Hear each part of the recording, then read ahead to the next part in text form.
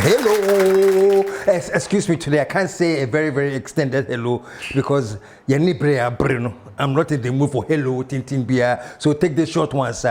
Anyway, the program is Talk Shop, where we tell it like it is and let the chips fall where they may.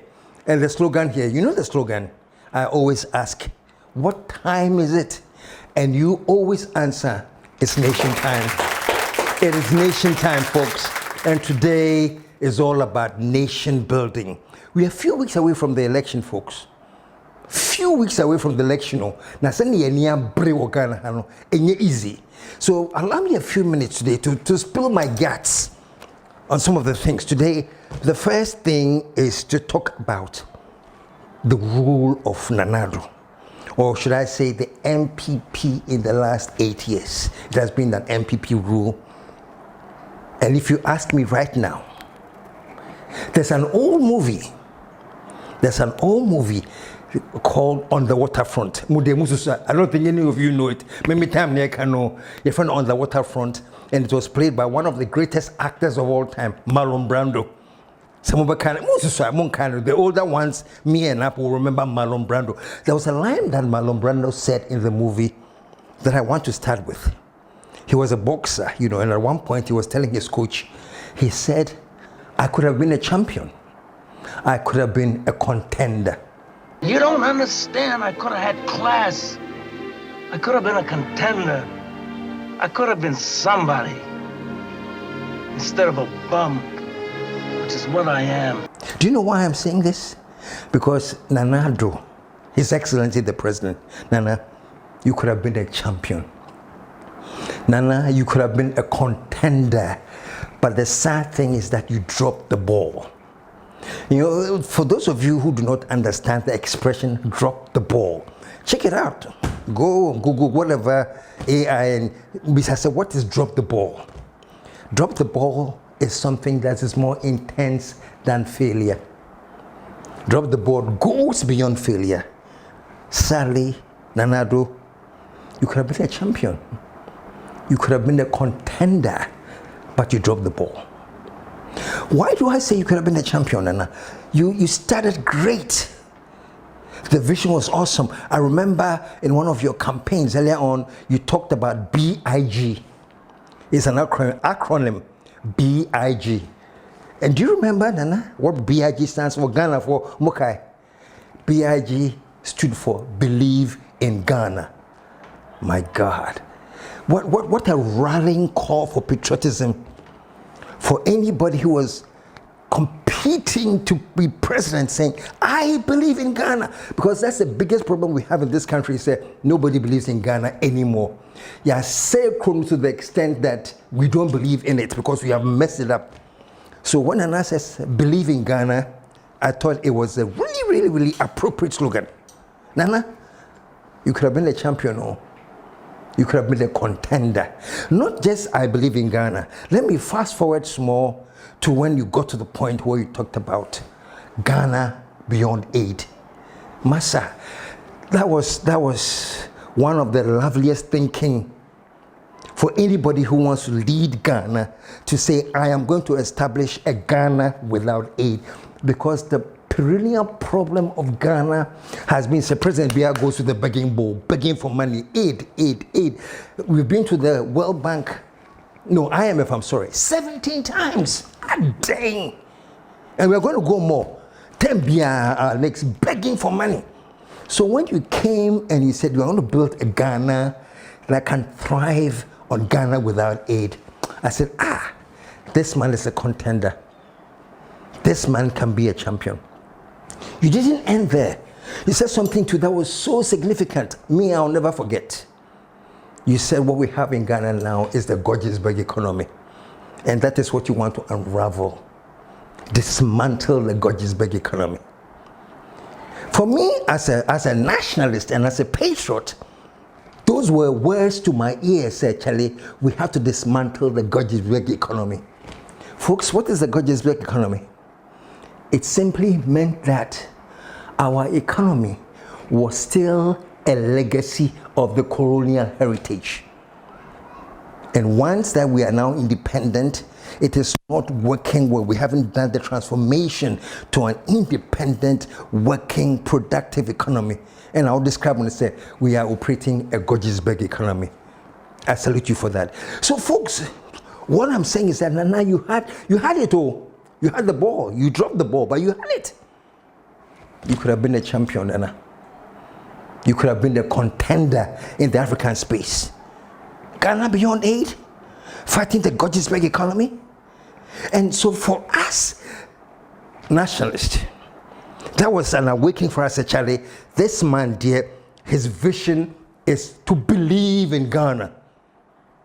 His vision is to overturn the legacy of the colonial heritage that we had. And so we were so happy. So extremely happy. And so, folks, when Nana met Macron, I think he's the president of France.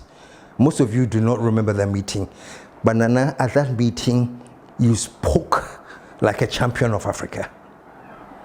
You spoke like a contender. You spoke words of wisdom that every African leader or any leader of an African country who has taken over, the things they need to do and say, Ukanina. You could have been a champion. But here's the thing, Nana. You had the ball. You seem to have had the vision, but you dropped the ball. And as I say, drop the ball is just an expression which means you failed. But it goes deeper than just failure. That's why I'm asking all of you, go to your Google, go to your AI, and just type in, explain, drop the ball. You dropped the ball, Nana. Look, listen to yourself at that speech. I want you to listen to yourself at that speech where you were telling the president of France that we appreciate them, we appreciate that they want to help, but it is not their responsibility to help. And basically what you told Macron was that the responsibility to build Africa and your French problem, and yet taxpayers of French problem, it is a problem for we Ghanaians. We have the responsibility to build Ghana. And he told that to Macron. Honestly, when you were talking, I was saying, I don't know, catch you actually Macron. France in Wabasra, and Wapik it is called. And then you are beefing all your thing on him. You should be telling the Ghanaian people that I believe we should believe in Ghana. We should strive for Ghana without aid. Not the president to betray him. Look at that small boy. And I'll show you some clips of that. But I want you to listen to some of the key things he said and now react to that. There was one point he was saying that we need to do everything ourselves. Listen to this.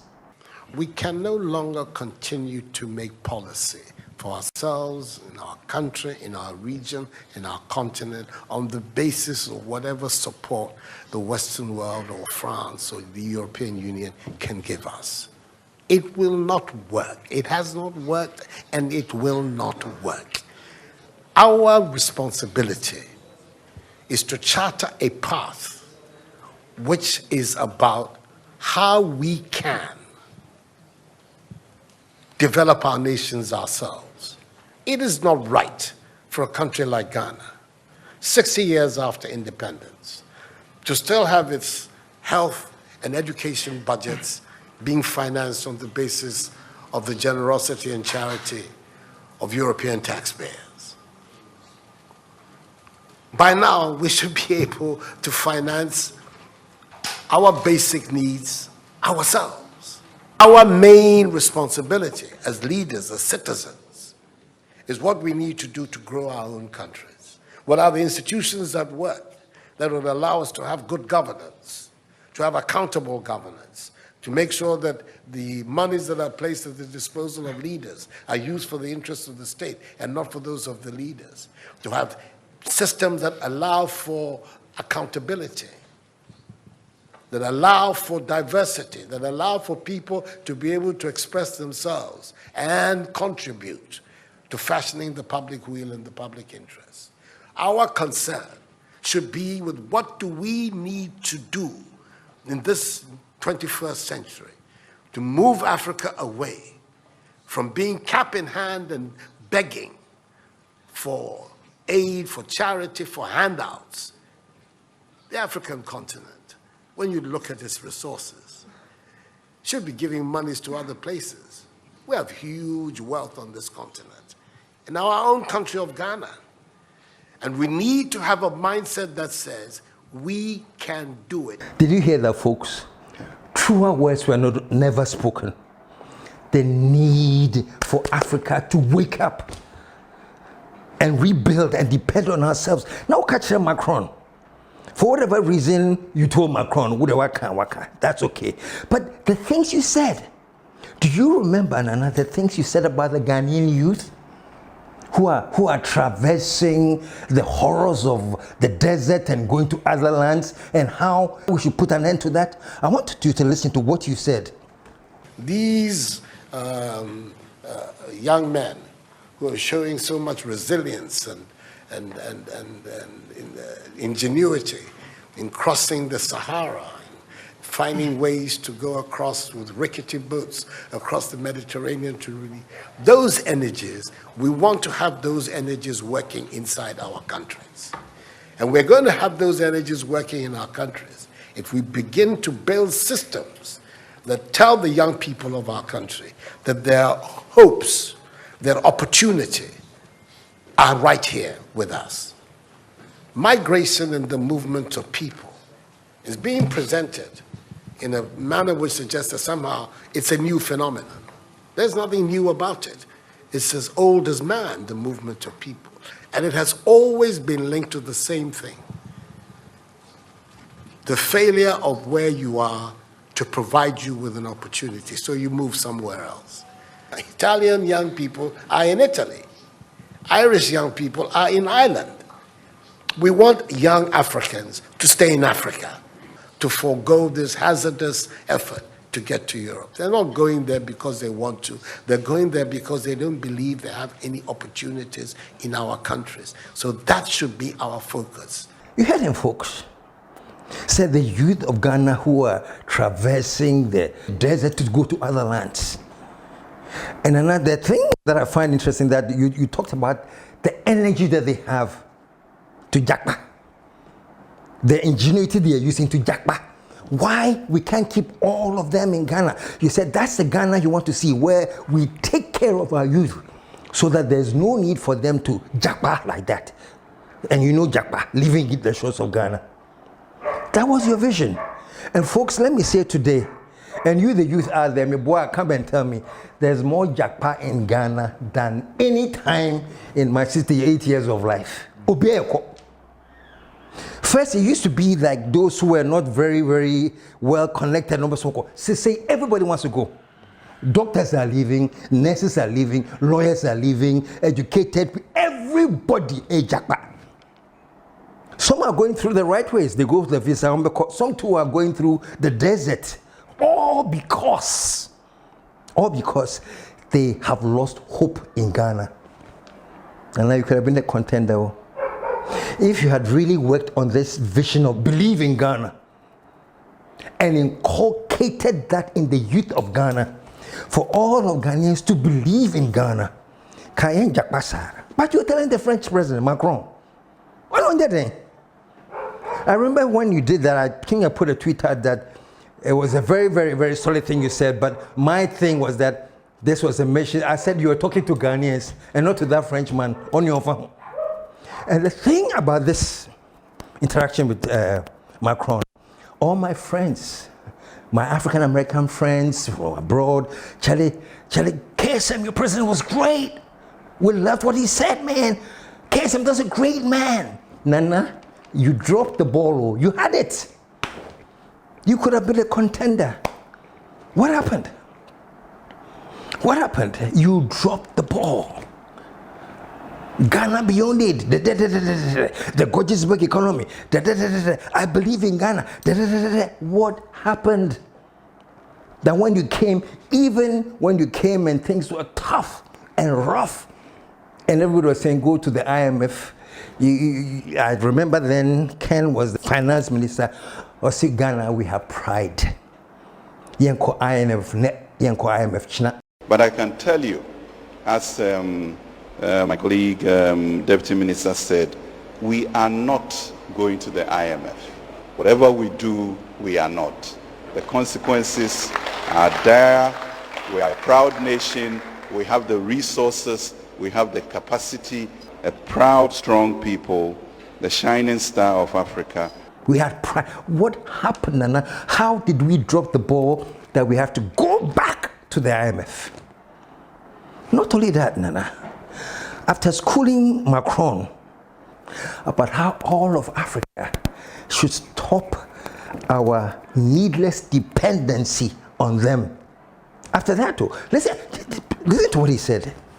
We can no longer continue to make policy for ourselves, in our country, in our region, in our continent, on the basis of whatever support the Western world or France or the European Union can give us.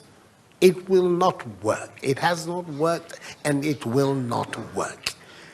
Our responsibility is to charter a path which is about how we can develop our nations ourselves. It is not right for a country like Ghana, 60 years after independence, to still have its health and education budgets being financed on the basis of the generosity and charity of European taxpayers. By now, we should be able to finance our basic needs ourselves.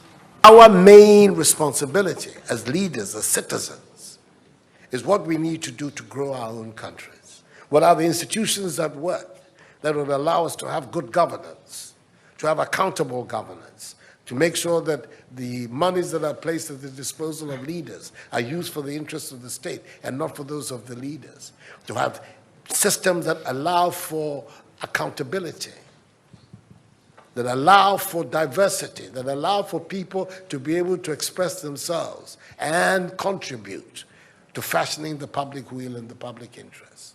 Our concern should be with what do we need to do in this 21st century to move Africa away from being cap in hand and begging for aid, for charity, for handouts. The African continent, when you look at its resources, should be giving monies to other places. We have huge wealth on this continent, in our own country of Ghana. And we need to have a mindset that says, we can do it. Beautiful, eh? I feel like applauding for that revolutionary fire. We don't need you to become a babysitter, so we can do it on our own. And now we jumped on the plane, went back to the same person for aid. Jesus Christ, you dropped the ball. And now you guys, you are lucky Macron, I don't think he even took Nana serious when Nana was talking. Let me just give you a clip of just watch him talking and watch his reaction. Watch his reaction. He's looking away here, there. Do you know why? As you, Africa for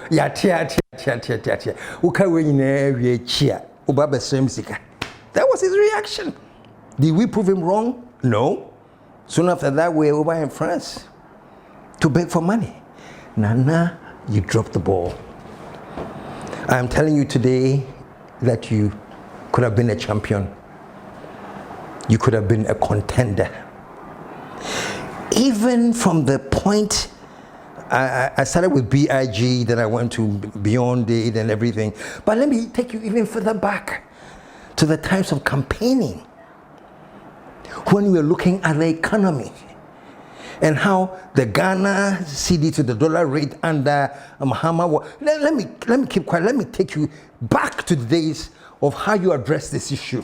And the purpose of the video we're going to watch is that I want you to understand what inspired Nana Addo to bring Bawumia. Oh, let me put it this way. What inspired His Excellency Nana Addo to bring in His Excellency Bawumia as his running mate? He actually made a reference to Bawumia having worked as deputy governor under Akuffo. Let me keep quiet. Listen to what he said here, then we'll be right back. $1, 1 Cedi. In the time of Mills and Mahama, 2 Cedis, $1. In Akuffo's time, one of the people who advised and helped him develop a strong Cedi was my running mate, Muhammadu Bawumia. Then he was deputy governor of the Bank of Ghana. It's one of the reasons I brought him to come and join me, that we will welcome the Cedi and create again a strong Cedi that will be able to allow us to develop our economy and allow our traders and our to be able. Yes. So Bawumia came on so that we can change the dynamics, so that we can change, according to Addo, so that we can break from the Georgesburg economy, so that we can move away from this dependency on this colonial heritage. Let's do our own thing. So that is why he brought the whiskey Bawumia on. And when Bawumia came on, he too said the same thing. You all heard him, I don't have to repeat anything. He said the economy, the fundamentals are so weak. And that is why the exchange rate is exposing all of us. You know, for me, Ebia Bawumia, you are thinking differently. But for me, when we talk about a weak fundamentals of economy in Africa, the number one reason is that the economy is still a legacy of the colonial heritage. In Akuffo's words, the economy is still a Georgesburg economy. So when Bawumia was talking about we have to change the fundamentals and the weakness of the yeah, basically he was saying, I've been brought in to do this. I have been brought in to do this, to change this weak economy. And as Addo was saying in the thing, Akuffo's $1, 1 Cedi, and Mahama $1, 3 Cedis, or whatever it is. Folks, what do we have now? Bawumia, Your Excellency Bawumia, you put your president under the bus. What you say? Say, in order to look good, that you are the best man to inherit the situation, in order to look good, you had to demean your boss. And that's exactly what you did, though. You put him under the bus. Saying, oh, media, most of the things that happened, I had nothing to do with it. I was just a vice, and a vice is a mate. So you put Nana Addo under the bus. I am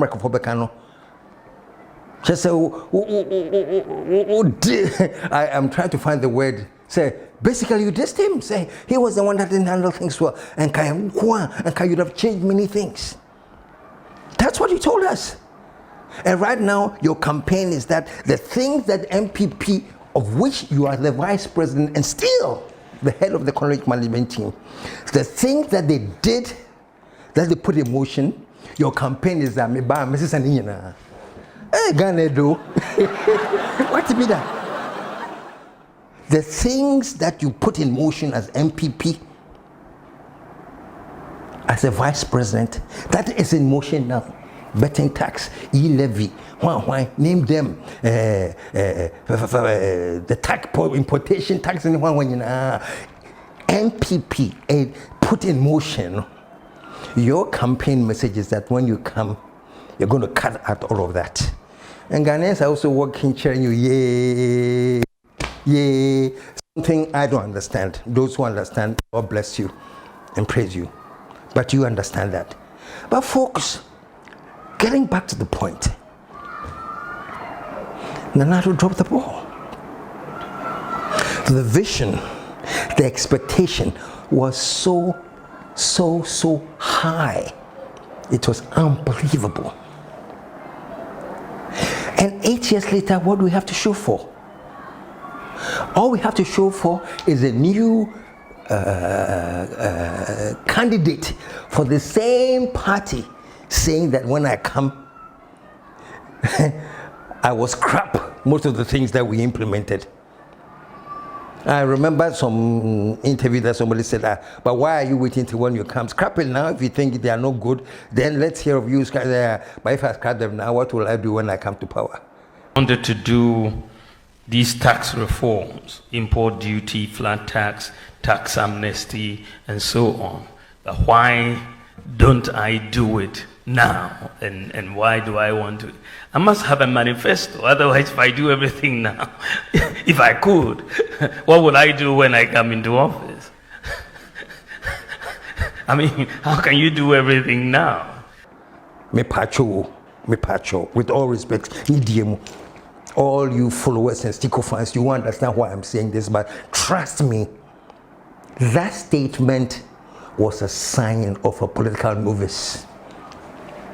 Don't just say, go and check out the word political novice. How? Folks, everything has gone haywire. Everything has gone haywire. Bawumia spoke recently, and I want to show that to make my point here, because he spoke to suggest that, oh, what are Ghanaians complaining about, but the Cedi depreciation, it was not as bad as the time and NDC was. You know that childish, petty, comparative politics that we do. I call it comparisonitis. We compare this to compare that needlessly. Let me just stop. Take a listen to what he said about why the Cedi is in this state now. Listen to this. On the performance of the Cedi exchange rate, it is also interesting to note that between 2013 and 2016, just before we came into office, the Cedi depreciated by an average of 17.7% annually. But since 2016, between 2017 and 2020, there was a significant decline in Cedi depreciation to an average of 7.5%. The average Cedi depreciation further declined to 6.8% between 2017 and 2021. However, the 30% depreciation of the Cedi in 2022 resulted in the average depreciation of the Cedi. Okay, yeah. But if I should say it bluntly, what you're saying, Krano, you seem to be struggling with whatever you want to come up with. And you did a speech to explain the depreciation. Massa, you're an economist, and you agree with me that what matters most are the absolute values and the relative periods. That's it. So what all this trying to explain, Your Excellency, Dr. Bawumia, the dollar now is almost 17 cedis. That is not why the President Nana Addo brought you on to take it from the 4 Ghana cedis you're complaining to almost 17. And still, you look at Ghanaians in the face and you have the guts to tell us that no, still, things are better. Still. I mean, how does that work? I want to take you back, to what his president said when he was justifying why he brought you on as the vice. That in that day, he was comparing.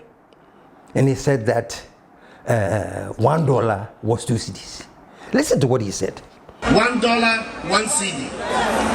In the time of Mills and Mahama, 2 cedis, $1. In Akuffo's time, one of the people who advised and helped him develop a strong Cedi was my running mate, Muhammadu Bawumia. Then he was deputy governor of the Bank of Ghana. It's one of the reasons I brought him to come and join me, that we will work on the Cedi and create again a strong Cedi that will be able to allow us to develop our economy and allow... Listen to what he said he would have done if he was supervising that reckless depreciation. I hope I not say 1 to 2.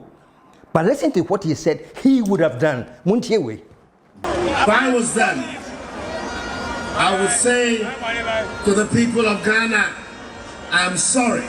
We are sorry for the poor work we have done. Oh my God, Mr. President, they would have said what? If I was them, I would say to the people of Ghana, I'm sorry.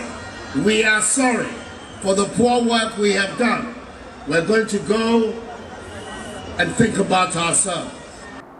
But they didn't say, I'm sorry. But let me ask you, Mr. President, why do you think they didn't apologize for that? Tell us. The fruits of office the money under the table has become sweet for them, so they're determined to stay. Oh, I see. So there's money under their table and they're enjoying it. Is that what you're saying? Can you say that again? The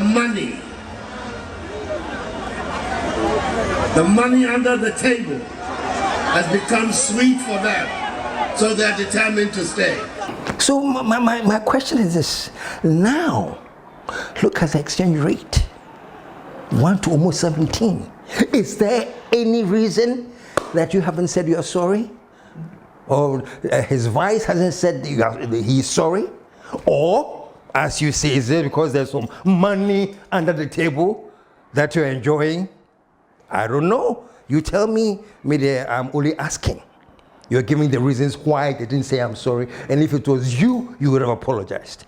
And I'm saying that the dollar is close to 17, but I haven't heard anybody look Ghanaians in the face and say, Charlie, I am sorry.